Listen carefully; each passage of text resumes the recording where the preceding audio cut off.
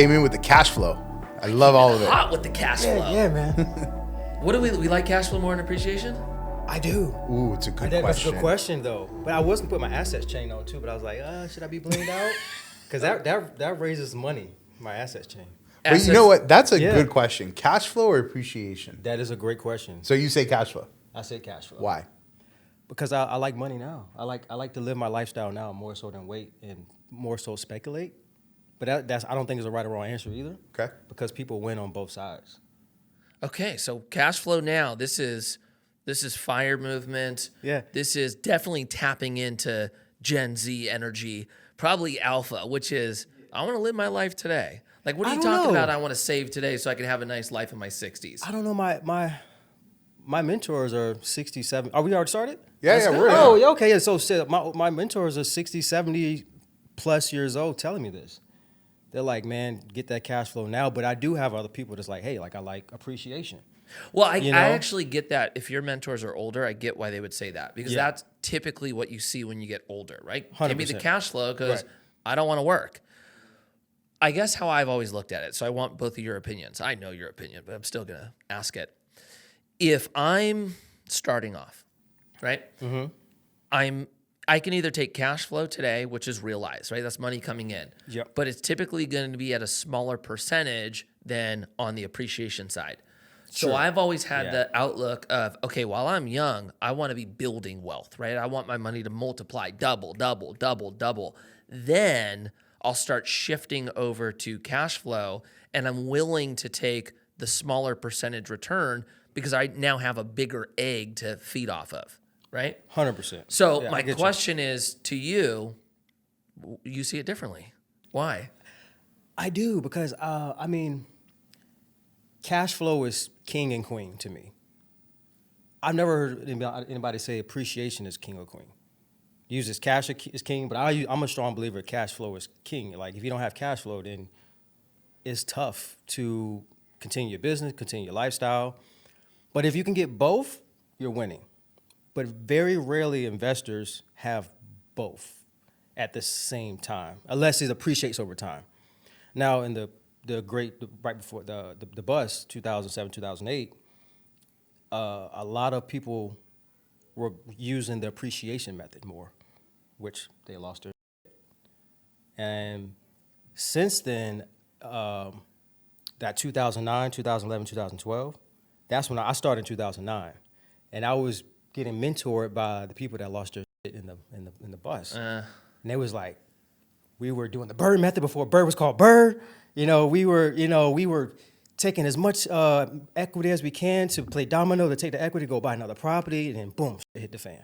Right. So it's like they was like, next time I'm gonna play the cash flow, and I was listening to that wisdom, and then I bought my first property in 2012, which I still own today, and I was like, I bought it for $12K.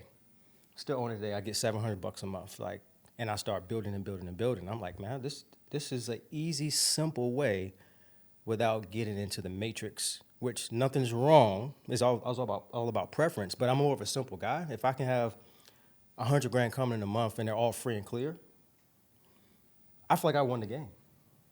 Free and clear meaning no debt. No debt. I come from the no debt mentors. Dang. If you can play no debt. Now, again, there's no right or wrong. Right. I think it's pure preference. It's pure preference. Now, it's hard. It's virtually impossible to play the no debt game in California. Right. You got to play with that. But the properties I've been buying, they're cheaper properties in the Midwest. I'm from Virginia, so I have properties in Virginia. We can buy 50, 60, 70K properties and get a 20 to 30% cash on cash return a year. I don't know where you can get that in the appreciation game. Okay, so hang on. I want to touch on that cash flow thing in 1 second. I want to ask you, though. Uh-huh. I know that I've been pushing you away from being a financial advisor for the last 6 years, right? But I actually want you to go back to being a financial advisor now. So hard. Okay? When you were dealing with, hundreds of clients, what do you think the percentage of clients that you had were what Antonio's talking about? Like, didn't want debt, wanted cash flow, maybe a little bit risk adverse. Could you say what you think the percentage of that typically is with people you are working with? For me, it was on the smaller side because most of my clients were younger, which is so interesting because he's so young. Right. You know, so to his point, as you're older, a lot of people start to make that pivot from appreciation over to cash flow because they're supplementing income that they're no longer earning from working. So because most of my clients were young, way more of them were focused on the appreciation play than they were on the cash flow. And it was actually something that I agreed with. Yeah. And I personally still agree with today. It's, you know, if I don't need to supplement income, I'd rather pull cash out of a larger pool down the road than I need to pull out today. Because one, I don't want the extra income tax. Two, I don't need the cash flow. And three, the first point, which is I want a bigger pool of money that I'm going to pull from. So a lot of the clients that I had were actually of the same opinion. It's like, no, I don't need the money now. I want it to work for me. And I want it to get to a point where down the road when I do need it, instead of me pulling 10% of $100,000 that I've, you know, saved in appreciation, I want to pull 10% over $2 million. Okay, but Antonio just says something interesting, that he's not doing 10%. He's picking off 30%. Yeah. That's base hit. This is not home run stuff. Okay, That's so walk amazing. me through that. How do you do that? Was it like? Yeah. Can you get that because it's in an area that is not very desirable and it's such a cheap property that the cash flow return is much more higher? Or is there a strategy that you're doing that is very unique? How are we capturing that? It's the strategy. Well, it's a little bit of number one as well. Is, you know, we're buying in C-ish class areas, sometimes D if the property's like super turnkey. So we're talking about like Section 8 housing? We don't do Section 8. Okay. I'm not a landlord, and I don't, you know, granted, it's no right or wrong, but I don't like being a landlord. I don't like dealing with tenants. But I never heard a landlord investor say they love dealing with tenants either. So I'm not a landlord either. Gotcha. Yeah. So, but most buy and hold investors are landlords. They deal with tenants, apartment building owners, single family home owners. They're basically landlords. So what my strategy is basically, and by the way, let me backtrack. I was doing Section 8. I started off Section 8 in 2000. Yeah, 2012. My first property was Section 8, and then I bought another property, and I was going the Section 8 route, and I'm like, man, these calls are coming in like. Oh, a lot. I want to stay on this. I know. I do Can too, we? actually. Yes, please. Because everybody's like the Section 8, best thing in the world. Yes. And nobody talks about the downside of it. They're gonna have kids. Go for it. Wait, I'm pushing back my 10:30 Wait, minutes. no, I want to hear before this. you even start this, because I hear it too much and I can't wait to hear what you say. Right. I get hit up all the time about what's up with Section 8. Mm-hmm. I saw this Section 8 influencer. I know exactly his face. I can't think of his name. I got a story for that too, but we'll wait. Okay. Yeah. And all he's talking about is the cash on cash return is crazy and the income is backed by the government. Get into Section 8. Is Section 8 really good? Like, what is the reality for a Section 8 investor? Well, number one, you have to fix up the property according to Section 8 standards. So usually our typical investors' turnkey standards may not be good enough for Section 8's condition of the property. So maybe the windows have to be a certain type of way, or like double pane, energy efficient, stuff like that. Yeah, and they have their inspectors going back and forth. You're like, damn, man, if I could have just did a traditional rental, I would have had this rented out. But you want to go to Section 8 route because you want that guaranteed money. And that's why I think most people do Section 8, because the government's paying the rent for the most part. Okay, so more capital expenditures. More capital expenditures. But the downside is you more than likely that Section 8 tenant is going to have kids. Plural. Kids. He emphasizes multiple kids. And those more kids are effing up the property per second. And whether it's you that's getting the call or your property management getting the call, you're going to get the leaky toilet call constantly. And they know they can call. They're like, I'm probably paying $100 a month extra on top of what the government's paying. I don't care. So they're messing up the property more. So give me an example, like a 2-bedroom house or unit. How many people are occupying it? Well, my last Section 8 tenant was supposed to be her and her 3 kids, but it ended up being her boyfriend, which was Pusha T's brother. Pusha T's brother? Yeah. Okay. Yeah. I don't know who that is. Stop, bro. Say the name again? Pusha T? I don't know who that is. Oh, good Lord. Pray Sorry, for Michael, everybody. we can go after this afterwards. Go on. No, not Malice's brother. Oh. Which is still close to... Okay. Still part of the clan. Yep. Malice's brother. Yep. I had to take it back. Malice's. I just think it's been, yeah. They're actually two of like what I think are like the smoothest rappers ever. Like Yeah,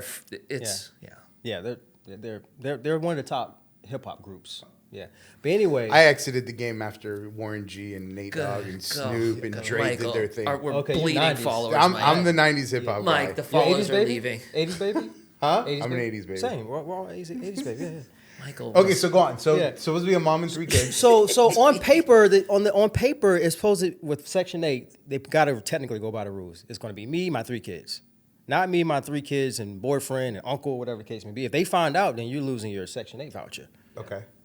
I could have did that. So it was many times she's calling me, I need you to kick his ass out, blah, blah, blah. Like, and they're arguing on the phone, and I'm like, okay, like, I can't do this. I can't do it. And she'll call me, and she broke the toilet, and they're fighting, and I couldn't deal with it, man. I was like, I don't know if I like this rich dad, poor dad, build wealth, get some rentals, play domino effect. And then I met my mentor in 2012. He was like, hey, I come from this. I've been in the game since 2003, 2004.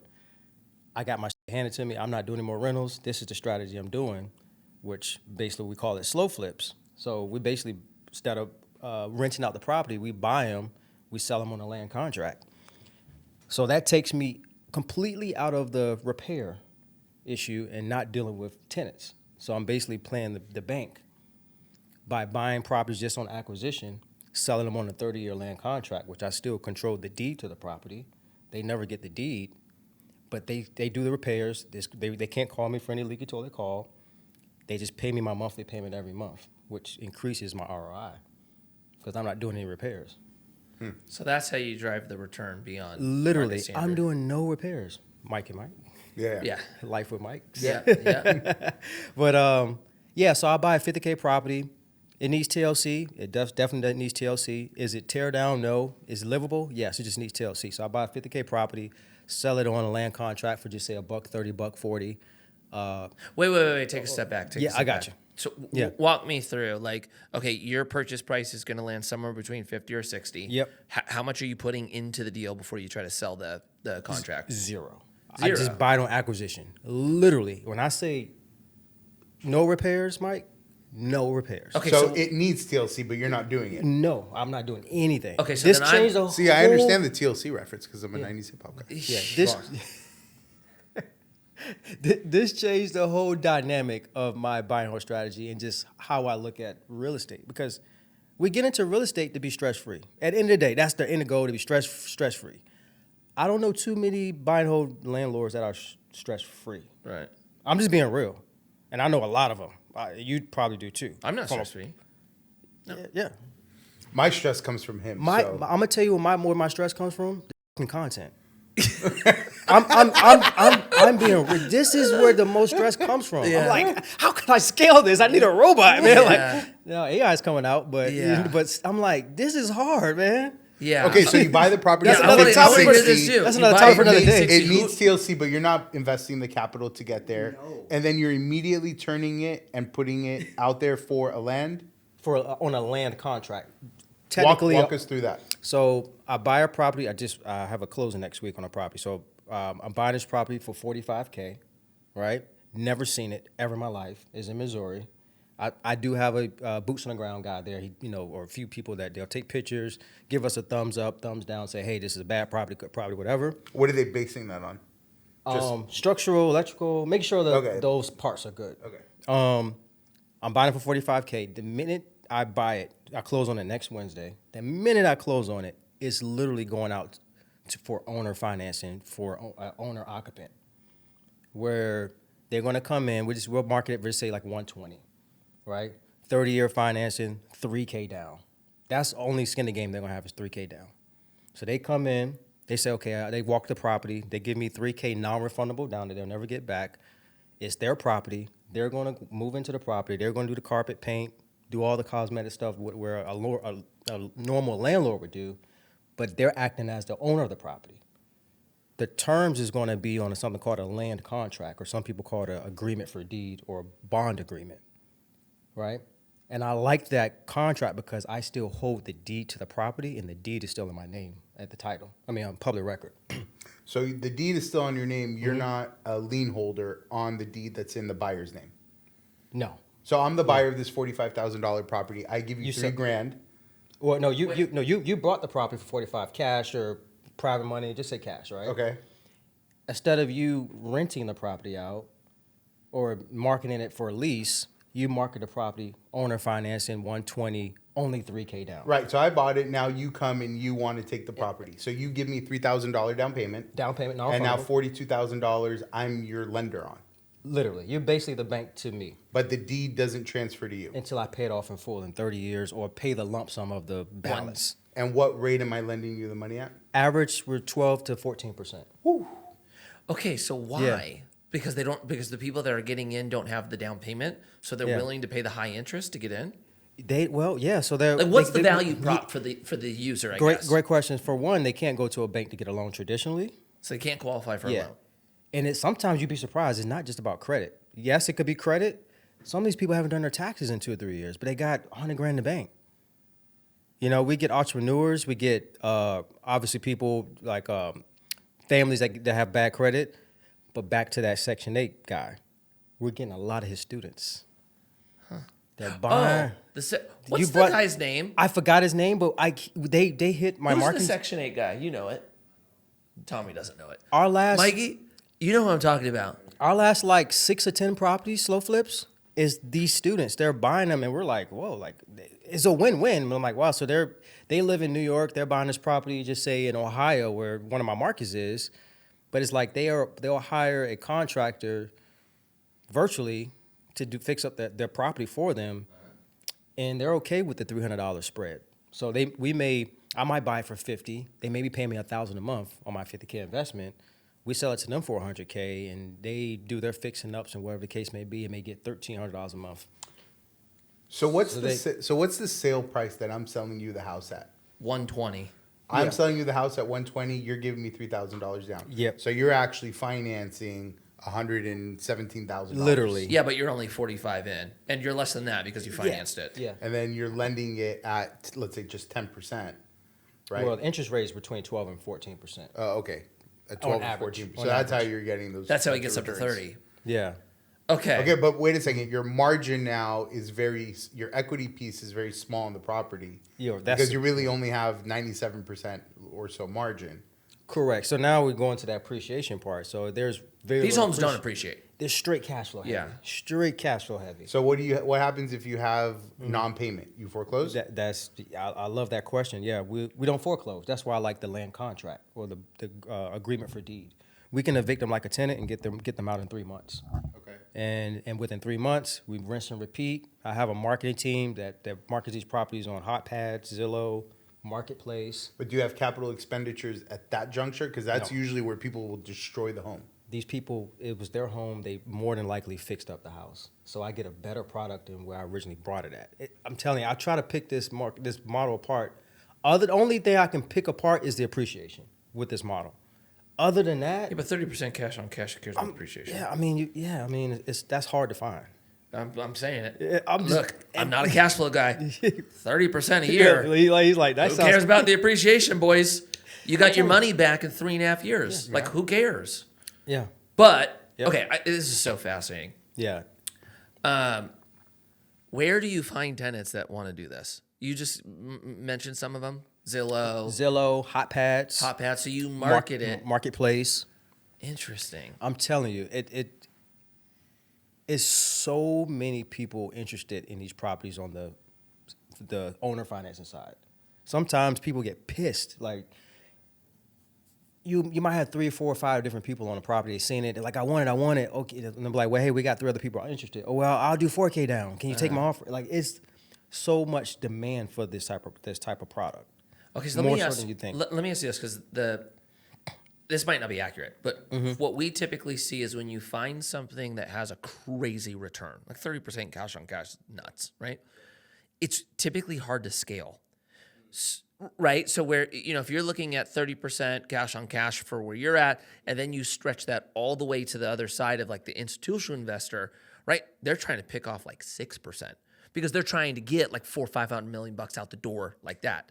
So my question is, how hard is it to scale this thing? Like, how could you get $50 million out the door per year on this strategy? Is that hard? Well, if you're talking $50 million on a $50K property on average, how many right? properties is that? For Michael, he's my numbers guy. I don't know. I was sorry. I was running the math on his situation in my mind, so I wasn't paying attention. Well, say that again. let me ask this: instead of $50 million, how much? I might have a new vertical for us to talk about after this podcast. No, but the problem is going to be this, and this is why I don't think we're going to have a vertical. Scalability? Yeah, so anyone listening to it is going to go, this sounds awesome. Okay? It is. Yeah, and I'm not saying to say it's not. Yeah. That's not what I'm saying. For us, like what we do is like we're building a business around, allowing investors to come into the project we're doing, and you need some type of scale for this model to make sense. We're not going to go raise $1 million to go build out a new vertical. You have to get to a point where you're doing Yeah, you got to play bigger numbers. $20 to $50 million a year for something to make sense. Yeah, and there's finite amount of assets out there. Is that what you're getting at? No, it's just like, dude, how many $50,000? Yeah, it's limited. For more layman's terms, how much cash flow does it take for an average investor to make $100,000 a month net? How much? Say that again. How much capital does it take for an average investor to make $100,000 net? Depends on the percentage, right? Yeah, like it does. If you're in multifamily, like an average is what, right, $5 you're or over $6 $1 million. cap. You're probably $1 million. What, $1 million? I mean, just say if like you're trying to get $100,000 a year. I know you're saying a month, but let's just say a year. Yeah, 10%. 10% on $1 million investment, right? Yeah, but on multifamily, for at least like the Class A stuff that we want to build wealth at, you're not at a 10% cash on cash return at the beginning. No. Right? You're at like 5 to 6. Yeah. Until you do the Correct. value. Yeah, but you're also getting potentially 75 to 80, 95% pop at the refi moment, right? Yeah, That part. that's right. That That's part, right. which is the 3 to 5 year play. Yeah. Give or take on average. So what does like the depreciation side of it look like for you guys?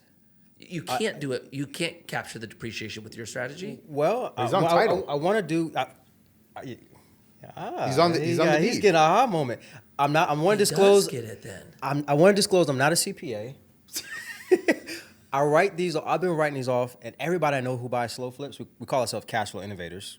By the way, what we buy these slow flip strategy type properties, we all write them off as rentals, so we can do the accelerated depreciation method. I do them on all of my properties. Dang. Yeah, I mean, you just said it. The deed is still in our name. Huh. Even with the insurance, like even though we're selling that owner occupant or that buyer per se on owner financing, in the agreement for deed, we tell them get renters insurance because in order to get homeowners insurance, they have to show proof on the deed. To name you as additional insurance. So we have them get renters insurance. Yeah. So that you're covered then with whatever it is that they do. Yes. See, the problem with interviews like this is now all of a sudden you spend all your time thinking about, dang, this sounds pretty cool. How could I do this? He's going to come into my office later and say, is there something here we can do with this? One of my guys, what's his name? I could probably look up on my phone. He has over 1,000 multifamily units, doors. He came to me, he's like, dude, I need some slow flips. Like, this was probably early part of this year. I think he's in his 20s right now. Dang. He's just crushing it. It's just like a side thing. He's like, man, I'm gonna sell some of my apartments, but I want to just do this because this is a lot more easier, and I get it. Right. I just need you to just walk me through some of this paperwork and a little bit more because I already buy apartments, and I've been doing this for so many years. Right. But I like this model, and that's what he's been doing. Okay, so the tenants, and I'm going to call them tenants for lack of a better term because they are technically renting from you, even though they are under the perception that they own the home. Because eventually, once they pay you in full, then you transfer deed to them. Yes, and that paid in full can stretch out to 30 years. Right. Which I have life. So have you had anybody go full cycle and actually end up purchasing the home from you yet? I haven't been in real estate 30 years. So well, but I'm saying like somebody who's borrowing from you at 12%. Yeah. Once they become eligible for a regular loan, if it were me, Refi, I'd go get a refi and pay you off and buy the house. Yeah, but the problem is going to be this, I think. If he bought that house for $50K, there's no way that house is going to be worth $130 in the next decade, typically. So that's what I'm wondering. The challenge becomes, can they even refi you out, considering that the value that they are, beholden to isn't going to be the valuation the bank's going to give. Correct. 100%. That's a good point. I had 3 people buy me out. Oh, you did? 4 in the pandemic. And I was like, huh. And I'm calling my mentor and a couple other people that bought stuff. I'm like, did you get brought out? Like, yeah, I got like 2 brought me out in the last few months. I'm like, yeah, the government aren't giving those free checks out. Yeah. And I was like, because it was like, I was like, man, like, why are these people Well, buying at me least out? I will say this. To their credit, at least they did something They good did. with that money, right? They bought a house. They did. And I wasn't mad You because... saying everybody that bought the NFTs wasn't a smart decision? I don't want to get into it. But it's still a good problem to have if someone buy you out. If I bought it property for 40, 45, 50K, and I sold it to them for 120, and their balance is 2 years later, $115, $200 and 16 cents. I'm getting a lump sum check. I can just go buy 2 more of these things. Right. And that's what I did. I mean, those 3 that brought me out, I just brought more slow flips. How many properties are you doing a month? I'm doing about 3 to 5 a month. Purchasing 3 to 5 a month? Yeah. Do you do it all your capital, or do you allow investors in? I'm hybrid. So I do some with my capital and some with private investors. Okay, so Yeah. meaning you'll buy 1, all yours, maybe 2 yourself, and then open up 3 for investors, or you'll put money in with investor capital each deal, or both, all. Well, I only have 1 investor per property. Like, I'm not syndicating on a 50K property, if that makes sense. Okay, so on one property, you'll allow 1 person to come in with you. 100%. And I pay them 12%, 11 to 12%. But you'll both bring capital. No, I'm funded 100% with private money. Okay, so you are the one who's bringing the deal, operating it, their capital's coming in, and then you're paying them a return on their money. Yep. And then you're able to have a profit split with them. I don't do a profit split. I used to do that. Now that's that. I mean, that's He not probably bad. just commits a certain percentage Yeah. to them, and then he takes the margin. So Okay. now we're getting a little deeper with this strategy. I borrow 5 to 6 year amortized money on purpose because I want to pay that lender off in 5 to 6 years. Again, remember, I'm a debt free type of guy. I like debt to be free, debt free. I'm a lever So forever I don't type do of guy. 30-year debt. So if I'm borrowing, hey Mikey, I need 50K. I'll pay you 12% over the course of 6 years. It'd be then a balloon amortized over payment 6 at years, the and then on that, that 72nd payment, 6 years, you're free and clear. But I still have this occupant paying me for 30 years, which is 24 more years left. Well, you do like debt. You just like sitting on the debt side. You like being the lender, No, Right. like I'm saying, if you funded me the deal as a lender, right? if I do borrow, because some I pay with my own cash, but also some I do borrow private money, and I allow them to be in first position. Right. But if I'm borrowing private money, Oh, I see what you're saying. I'm borrowing private money for a 6-year term. Okay, with so I them. I lend you Yeah. 50 grand at 10%. You got to pay me $5,000 a year, right? 6 years, you're paying me $30,000 in interest payments, right? As an investor, and then at the end of in the 72nd month, you're giving me a balloon payment of 50 grand. No, it's not a balloon payment. It's amortized over. It's not amortized 30 years with a 5-year balloon or a 6-year balloon. It's amortized 5 or 6 years. Oh, got Yeah, it. it's a 6-year full amortized term, if that makes sense. Okay, so your payments are a lot Higher. more than Yes. than the straight interest payment. So if I'm borrowing private money, I basically have a free house for 5 or 6 years because So- my lender gets paid, and my occupant or my buyer is Well, I paying guess me. that makes sense because he's lending 120 grand at 10%. The interest payment on that Bingo. 120 grand is covering his 6-year amortized loan. I Yeah. call that the free house method with this strategy. And that's how people come in and scale. My biggest student has 180 something of these slow flips. Dang, I have 100. He passed me dang, in 4 years. He's 29 years old. dang, Shout out to Joey. Where's the camera? dang. Like, this is all he eats, sleep, shits, just this. That's all he does. No content, no courses, no, just slow flips. That's all he does. He found 3, 4 heavy lenders, and he scaled it with this. And he's like, I think he bought a bulk of them 4 years ago. Right. So one more, he did That's what I 5. was wondering is can you buy these things at bulk or a portfolio of them? He murdered it about 4 years ago. Yeah. So now he's looking at it. Wow, in 2025, they're all gonna be free and clear because they're 5-year loans.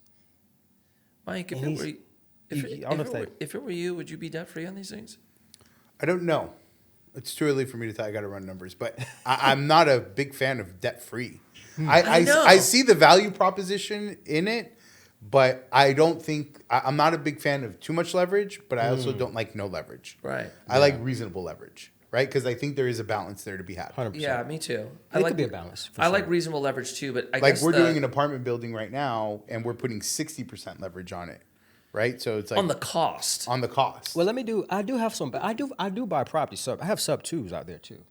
Sub 2s? Yeah, and that's debt. Like I'll take a sub. I've been buying sub 2 since 2009. Yeah, and I want you to explain that because yeah, like I follow Pace. I think Yeah. Pace is brilliant. yeah, for sure. Yeah. For anybody listening, like, will you explain subject to and how it works?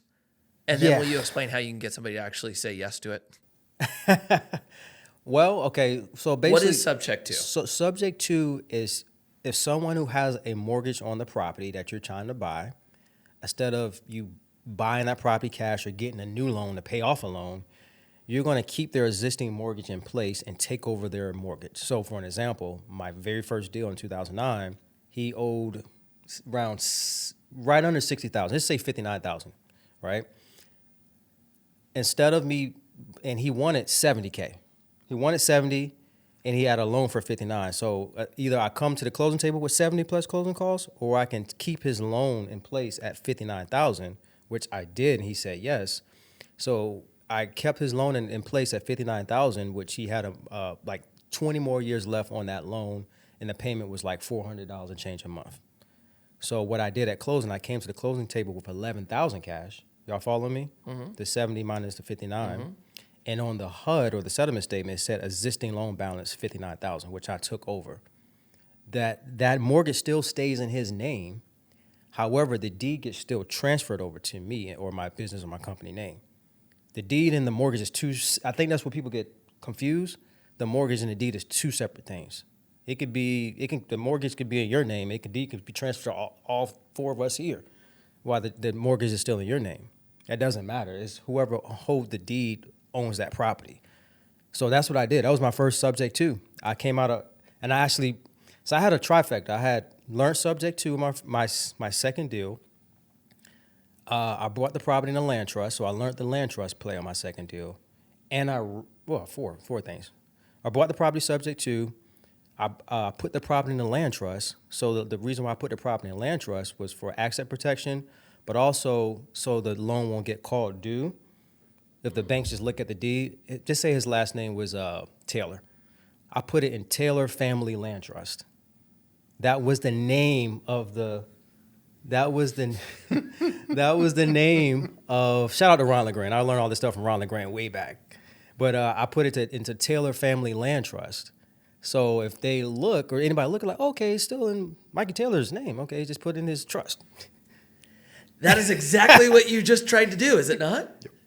Yep. Mikey just tried to do this on a house. I explored the idea, right? So it's like, okay. So that's how you do it. To your point, I create a trust, Taylor Family Trust. I buy the house, transfer the deed into Taylor Family Trust. Boom. The lender keeps getting payments from Taylor Family Trust, so they think, oh, Boom. Mikey Taylor's the borrower, Taylor Family Trust is the check. This is good. Boom. Is it legal? Who says? I don't know. It is. I It heard is was legal. I don't know. That it just seemed so sketch to me that It is legal. No, it's legal. I think where you're saying it feels sketch. It's felt fully legal. sketch. It's totally. It's legal. totally. I heard legal. people doing it with single member LLCs as well. Like that's another way you can do that's it. another way to do it. So basically, this is a way. But the due on sale is the risk from the lender, but you don't necessarily run that risk because the lender's not the wiser because they don't realize that Taylor Family Trust doesn't belong to Mikey Taylor. They just want the monthly payments coming in on time. Right. yeah, but you're trying to avoid the loan from being called. Yeah, it was just what's the chance of them actually going to a bank going to public record like, oh, let me go see out of our 5 million properties who wants. Well, So- I hear so I you, think but that's- it did just happen. So that's I had the that's loan thing. call due. It's a risk. It is a risk. You run the risk as the buyer that the loan will get called and that you're going to have to come up with the payoff in order to keep the house. And that's just the risk that you have to take. Right. Right. Dang. Okay. Well, I had a loan call due. Oh, you did? 2019. by doing this. Yeah, I bought a duplex sub too that I actually slow flipped, but it wasn't because the bank was nosy and looked on the record. The seller who sold me the property Ratted you out? He didn't know. He was just like, hey, I sold the property. Hey, they're looking on the public record and they're seeing the land trust in his name, and they're like, your last name. They was confused. Like, no, he's like, here's a HUD. He emailed them and sent them the HUD, and they saw that. And then I got a letter, loan card due. And this one I was like, this is my first experience ever. Yeah. So what did you do? I was freaking out. Bank hits you up, like, give me my money. What did you do? So, and I was freaking out, but I wasn't freaking out because I could have. I mean, it was $62K that was owed on it. Okay. I could easily like paid it off, but still, it was like a 4% interest rate, $397 payment. It was crazy, and it was like 14 years left on the loan. So it's like, okay. But anyway, so they sent me a letter. I was just like, what the hell? I was like, man. So I'm calling mentors up, and they was like, talk to one of our local closing attorneys. So he's like, okay, how about you deed the property back? He said, you're going to deed the property back to the original owner, and we're going to do a pocket deed with your name, where he's going to sign over, so you technically own it. And then he's going to show that he owns it again, which that was one of the options. One of the options on the letter was like, I buy it out, or he shows proof that he owns the property. So we took the proof. So he went to the title company. They transferred the deed, a deed of gift, for what you call it, quick claim deed, back to Mungo. Mungo sent this to the bank to show them that he owned the property, and they just immediately just took the due on sale clause, and it wasn't like active basically. But at the same time, when he did the quick claim deed, he signed a pocket deed back to me in escrow. So I still own that property. Right. Does that make sense? Yeah. That was it. I hate to have to walk out of this midway, but Michael has an investor call that started run. 6 minutes ago, and it was so interesting. He was thinking about canceling it, but 6 come months. on, dog, we got to close on a property. 6 months later, they deeded it back to me. Yeah. We waited about 6 months. Yeah. And then we had the pocket deed. Yep. Yeah. You're good, dog. Hey, Mike, man, good stuff, man. Yeah, good to see you, bro. Yes, sir. Are you going to close? I always close. Okay. For like somebody who wants to buy a house, first-time home buyer, would you recommend they do what you're doing first and start building up some passive income, then worrying about buying a home second? Somebody who wants to buy their first house as an investment? Well, or like to live in? I think most people buy a home to live in and also think it's an investment. Oh my God. So that's another topic. Okay. So for that person Uh-huh. who thinks that they're going to own real estate, this is going to be their investment, and they're also going to live in their house, primary residence. Yep. Would you recommend them doing what you're doing first and then worrying about buying a house on the back end? Tell me that. Walk me through that one. I, by far, Mikey, recommend someone to buy investment properties first and then worry about the primary second. That's just I mean, why can't we do a accelerated appreciation on primary homes? Think about that. Well, okay. Yes. It's a question. Here's what you'll get back, right? Uh-huh. Yeah, but why would I rent? If I'm renting, I'm throwing out my money. So, Yeah. yeah, cool, guys. I love the idea of like owning rental properties, but I'm wasting money by renting. So let me get into a house first. Let me pay down a mortgage, principal pay down, appreciation, and then I'll worry about rental properties on the back end. Why is that wrong? Well, you're not making money on the property that you live in. The primary is you're not making any income. You're living in the property. You probably coming out. I mean, I live in a Toll Brother new construction home, and we have leaky toilet issues, and some of it's not under warranty. Right. So we're out of pocket. So I don't see that being. Is it an investment? Yes, it's an investment. I don't think it's the best investment for your first choice of a house. I think the best investment is buying a property that's going to bring in income. Literally, I think it's just simple and plain. A property that's going to bring in income. And if you want to play the appreciation route, cash flow route, or the hybrid route, you can maybe take some equity out of your appreciated investment that put down on a primary home. Play that route. But I don't advise, and I'm just thinking to some of my people, some of my neighbors, like that I know personally in my neighborhood. We live in California, $500,000. This is base hit numbers. $500,000 down on their primary home. Yeah. Not including the landscape. Yeah. That's another $150,000 to $500,000, depending on what you do to your property. Yeah. So you got $650,000 to $1 million out of pocket. Out of pocket on your primary home, Mikey. Yeah, no. I mean, listen, I'm with you on this one. Oh no, I know, I Yeah. know, but I'm just saying, like, I'm just passionate about this topic because it's interesting and like, and I talk to some people and they're like, man, like, if I would have known this, I wouldn't have brought this house.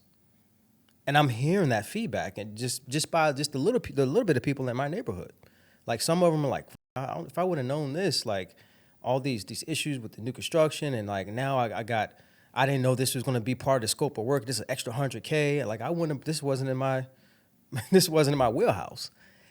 On the flip side, there's people in my neighborhood, and I'm just speaking in my neighborhood. There are investors that bought these houses, and they're making negative cash flow on purpose, which I think that's another interesting topic as well. Yeah, run me through that. Yeah, so they're making negative interest on investment properties or the house they're in. No, they bought these properties primarily for a investment property, for a rental property, for investment. And it's negative cash flow. Negative cash flow. Well, they was projecting numbers in the pandemic. So they didn't do this on purpose. They made a mistake? Some of them did on purpose, and some of them I hear made a mistake. Okay, walk me through the person that buys a property negative cash flow on purpose. Because they're going back to depreciation. They're looking at in 3 to 5 years, this new construction in California is going to have an extra $2 to $4 million in equity. So they're playing the appreciation route. So they're like, okay, if I lose $1,000 or $2,000 a month on purpose in 3 years, I have $2 to $3 million in equity. Ugh, that's the play. I know at least 3 right now that brought, between the spending them, 2 to 5 of these cash. Like, I'm like, I don't agree with that model, but they will win on the back end if the appreciation gets that high. You know? Yeah. Yes, I know. Like, it just doesn't sound good. Like, and I think the reason why I say that, like, look, my last business was that. Like, we started a business that was burning cash, but our model was build something fast to exit. It was a startup. Real estate is not that, right? You don't have real estate being purchased at a 15x multiple, right? Just not our game. So I guess the question would be, why not get both? Like, why not just get an appreciation market and buy right and get cash flow as well? Right? Negative cash flow. Like, and listen, like, look, I'm a self-taught skater, right? You can criticize my sophistication all you want. If you're doing that though, that sounds awful. That does not sound smart at all. So walk me through that. Like, do you think it's an unsophisticated investor? Or are they like, no, I've run the numbers and the calculations, and if I hold for this and can exit at this cap rate. Well, I'm going to go back to, I don't think it's a right or wrong. I think it's a preference. If it's been working for them for 10, 20, whatever plus years, who is it for me to say that that's wrong? It's worked. But I also do know people, but that time frame is going to be a factor. Right? It could if be. You've been doing it in 5 years, okay, you could say that, what am I supposed to say if this is wrong? Yep. It's been 5 years, they've made money. Fair. You start stretching this out to 15, now you're going through corrections. Now 100%. You're not making money, you're losing it, right? 100%. And I do know people, they not only for the appreciation game, but they do for the tax game too. Or like, okay, well, I buy this $2-3 million new construction home, I can do accelerated depreciation. I know, but that's my question though. You could do that even with the property cash flows. I know. Right? You could still get a high appreciation market with some cash flow. I know, man. I just don't understand. Unless somebody's going, maybe this is it. Unless somebody's going, you know what? I can get in for this today. It's going to be negative cash flow for a little bit. Yep. But because of inflation and because of rent growth, it's going to get me out of this position. And what I would have to pay for 3 years from now is going to be a lot more. So I'd rather get it at the discount on purchase and deal with, me having to keep it alive. Maybe. Still sounds awful. If you have time today, just look in Porter Ranch and those new developments. Just like go on Zillow and just look at those price cuts. I want to know the people doing this. Are this people that cuts. Because look, I've now been raising money for a long time. Yeah. Right? I've got 680 something investors in our company now. Nice. I had like 40 in my last business. It's been a lot of money raised to this point. So I've seen the gamut on who is who, how people make money. And something that I learned a long time ago that I was kind of shocked by is just because somebody makes a lot of money doesn't really mean that they're smart, right? 100%. Actually, what you see is the people that I know that make the most amount of money, they're really, really good at one thing. And almost every other aspect of life, So they're good. kind of like terrible at. Yes. Right? And so sometimes you see that person, you're like, how did you do this?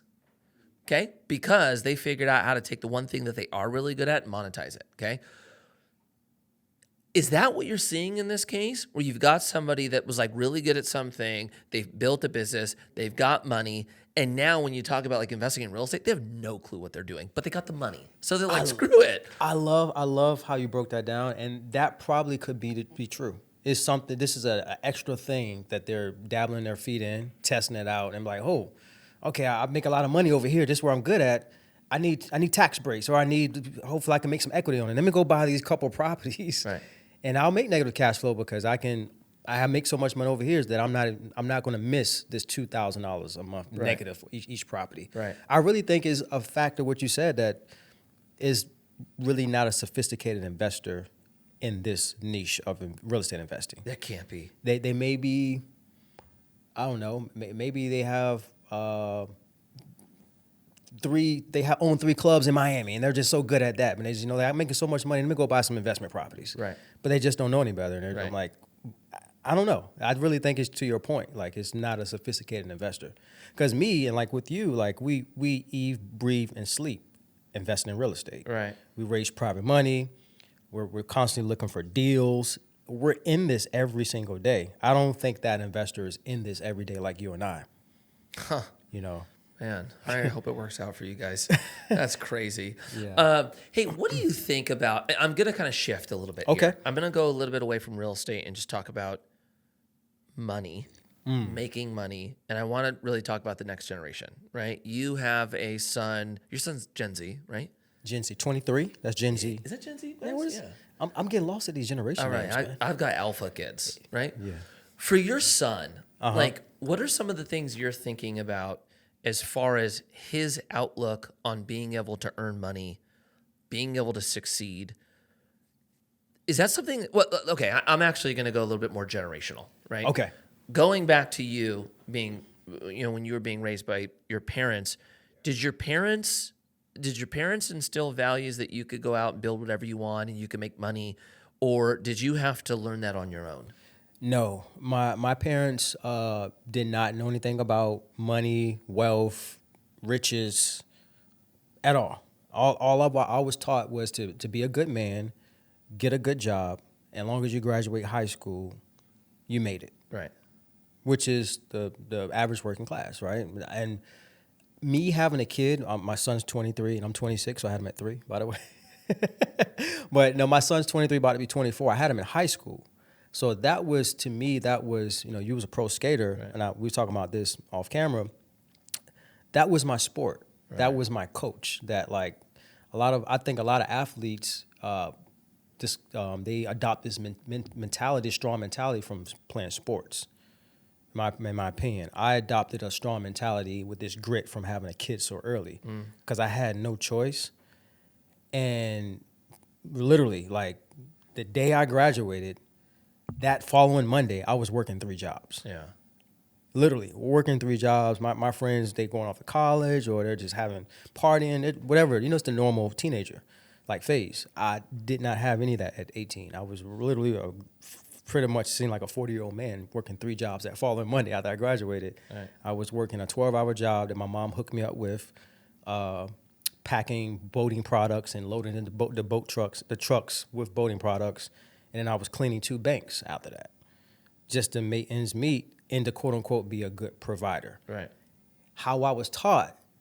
And even I remember at those times, like, wow, man, you're just a great man. You're a great young man. You made it. Like that. I made it to where I come from. I made it. Did you feel like you made it when you're going through it? I felt like it was something else. It was just like, this ain't it. Yeah. I was also seeing my friends that I graduated from. This seemed like they was, obviously most of them they didn't have kids at the time, but it was like, it was partying. I couldn't go out certain nights. Most nights I didn't go out. they would go. I was in Virginia Beach. They'll go to Richmond to like the colleges and dorms and have all this fun. I did none of that, bro. I was just a hardworking young man. But in my brain, it was like, okay, as long as you're a provider, you're a great dad, and you're on your course to be a good man. And that's how I was taught, to be a provider. And with my son, him and his mom, we split when he was like 6 months old. So he was still basically a newborn when we split. So he came from two different households, basically virtually since day one. You know, and that was hard. That was one of the, probably still to this day, probably one of the hardest challenges I had to this date, was me and his mom splitting, because we were like, we were 17, 18 talking about marriage. We were going to be together forever type shit. And then we had a kid. And when she was 17 and I was 18, we just broke up. And I was a single dad, just like that. So now, not only am I have 3 jobs, I'm a single dad at 18 with my first apartment, paying $565 a month. That was hard, Mikey. Yeah. Like, and I told myself, I was like, I'm not going back home to mom and dad. Like, I'm gonna do this myself. I'm gonna show them I'm a good provider. But me being a good provider and putting all my time to just make ends meet, I was lacking being there for my son physically, the emotional part, right? The present. You know, because I wasn't taught that. I mean, I was taught to be a good man as a provider, and I didn't notice that till like maybe his late teens. You know, and I was like, damn, like I thought as long as I'm a provider, I'm a good man. But I learned later on that it's not just providing as a dad or a man. You also, which is hard for men to do, is be present and emotional and show space. Give your kids space, which I didn't allow that a lot of my son's years. I was like very firm, you know, how a typical dad does. You know, we provide, we pay the daycare, we make sure the bottles are there, the Pampers are there. But as of late, I've been teaching him to like, hey,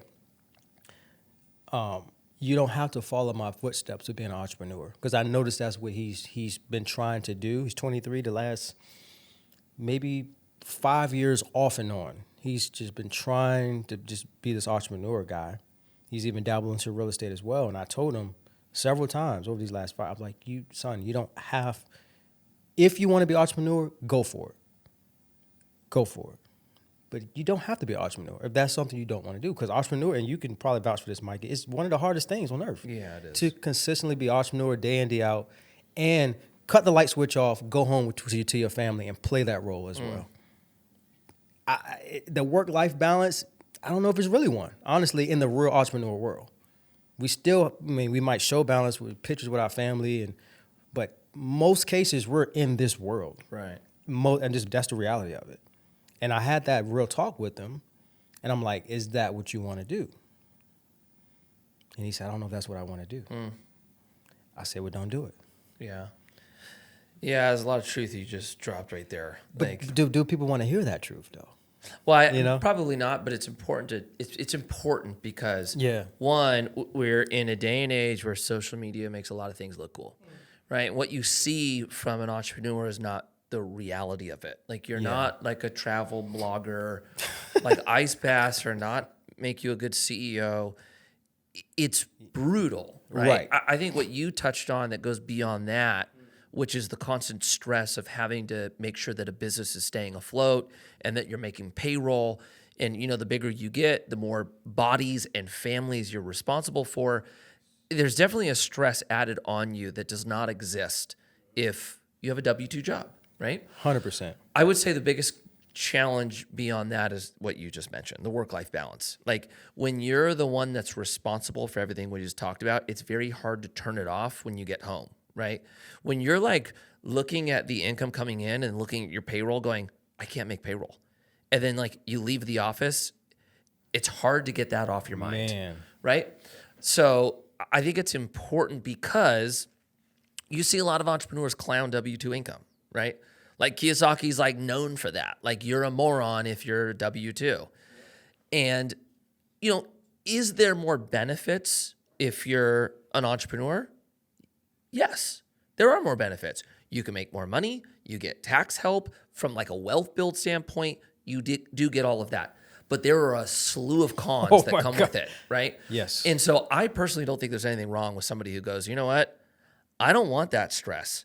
I would like to have a better work-life balance. I'd like to leave my job and turn it off. I don't think there's anything wrong with that. Yep. It's like all good. Know what you want, know who you are, and pick accordingly. It was OG, he's a mentor of mine, told me this recently. He was just telling me a story that what he was telling a college kid that went out to college. And she was just explaining how, to him, how college was hard, and she wants to pursue what she's going to college for, and I forgot what she was pursuing for, but to use that to be an entrepreneur. And he was just telling me the story. He's like, I told her, he was like, do you really want to be, kind of like ask my son, do you really want to be an entrepreneur? Because just really think about that. Because like you said, social media makes this shit, it looks so effortlessly, man. It's not. Right. It's really not. And he was like, if you want to be an entrepreneur, this is what's going to come with it. You're going to miss family time. You're not going to have a balance. You're going to be working all types of hours. You're probably going to be working 7 days a week in most cases. And whoever, he was telling this girl that, he said, you're a woman. He said, if you, whatever man that you have, he will have to accept the fact that you're a career-driven woman and may not be that family woman or wife if this is what you're choosing to be a businesswoman, entrepreneur. And I thought about that. He told me this like recently. He was just telling me about this story, and I was like, wow, like that's some real stuff, man. Yeah. Oh, I mean, dude, what you're explaining, I'm like, should I say this? Should I say this? I'm gonna say it. I've had this idea, and maybe I'll do it. If you guys like this idea, just leave it in the comments. And if I get enough people to say yes, I'll legit work on this. I've been wanting to put together like a little like getaway, right? 2-3 day getaway. And I wanted it to be couple based. So, in my case, I want my wife to come. If like you were coming, I'd want you and your wife to come. And I wanted it to be geared towards one, the entrepreneur, right? The one who struggles with what we struggle with, obsessive, driven, struggles with balance, right? And then I wanted basically, your wife, your partner to come there, and I wanted the whole entire weekend to be about how you have a successful marriage through that dynamic, right? And I want to do it because it's something that like I have struggled with my entire career. Like the balance part has been hard for me. Same, bro. And I've gotten a lot better at it. My wife and I are constantly going to things like that. And then I was just like, dang, how sick would it be to go, grab a 20 unit, like renovated, like boutique hotel in the desert, invite 20 couples, have fire. speakers at. Woo. Okay, so look, this is something I've been thinking about for a long time. I want to do it. If you guys have interest in that, just let me know. If I have enough people that say yes, let's work this out. Is this your first time saying it publicly? Yeah, I haven't told anybody man, this. you just put yourself in the game, man. You got to do it now. That seems to be my strategy. I seem to tell people things that I'm going to do so that I feel like my back's against the wall and then I have to do them. Is it kind of like a Tony Robbins like date with destiny type vibe? I don't know if you've heard of that. No, I don't know what that is. Yeah, so he has these couples go out, say like Hawaii. I think he's done Hawaii or Fiji or something like that. And it's like seemed like a similar thing. I've never done it. I went to his the Unleash Your Power Within with the Walk on Fire. I did that twice, and he always usually upsells that at the end. I didn't date know that. with destiny with couples. No, you know where this whole thing came from is I got a call years ago from an agent who manages athletes. And he called me and was like, hey, are you okay if I connect you with this guy? He's married. They're going through a hard time.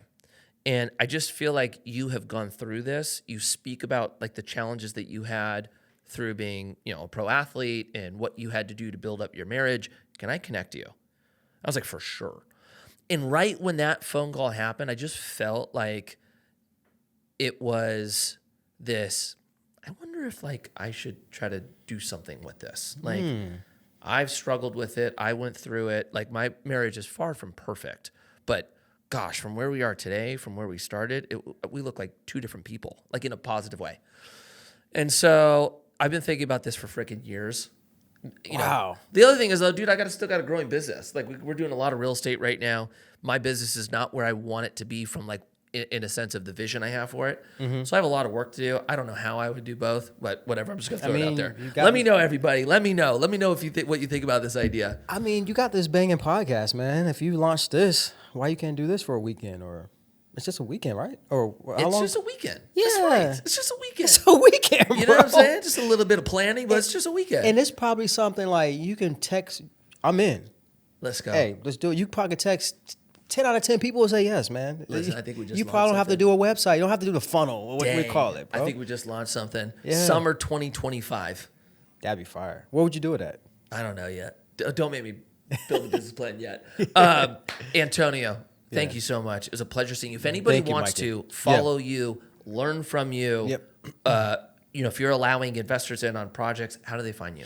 Yeah, so where's your followers more on like? It's everywhere. Okay, so you can follow me on Instagram, Antonio_Edwards. If anybody want to learn about the whole slow flip model, which is a crazy model, and you have to deal with tenants. You're basically playing the bank by owning the property and collecting cash flow. You can go to slowflipformula.com. You can get a checklist that shows you how we buy the properties and where we buy them at. And my YouTube channel, man, just YouTube Antonio Edwards Real Estate. I have probably over 200, maybe 250 videos since 2009. They can see my journey when I started. I hate those videos, by the way, Mikey, but leave them up there. It's important. That's what people tell me. Like, man, people see what you came from, and there's like, I don't like watching them. But if somebody wants to invest with you, how do they do that? Yeah, they can email me. Okay, good. Yeah, Antonio at aecapitalpartners.com. Antonio at the letters AE, the word capital, partners.com. My man. Appreciate you. Man, Mikey, man, you the man. Oh, I got a question for you. I got one more question. Hit me with a question, G. Yeah, this is the B-sides. Yes. How important is it for private money, man? I know you say you have like 600 and something investors. We're almost at 700, yeah. So, wow. Okay, so that's all raised money from individuals, not any traditional banks. All individual investors. So it's about 315 million of real estate made up with all those people. Okay. Why do you go that route versus the banks? I'm just curious. Well, for what we do use the banks, but we only get a percentage of the cost through the bank, right? So if our newest project is going to cost us $41 million to build, right? The lenders are only going to give me 26, so I've got to make up the difference. And so you have two options in that scenario. It's one, all my money, or two, you bring people together to do it. And so I've always had I don't know if I've always had the idea. It's probably more realistic to say my personality type fits this model better because how I am, I know where I want to go. Like I see the end goal. And so in that, really what I'm trying to get to is that destination as fast as possible. And so how I do that, I do it with others. Like, I can get to $1 billion a lot faster with, the gang 100%. than I can get to 100 million as me and as an individual. And so if I own 10% of the thing getting me to $1 billion and I can get there in 10 years versus me trying to climb to 100 million in 30 years, I'd rather do the former. Makes sense, man. Love it. You the man. You're a rock star. All right, G. All right. Yeah. Thank you again, Mikey.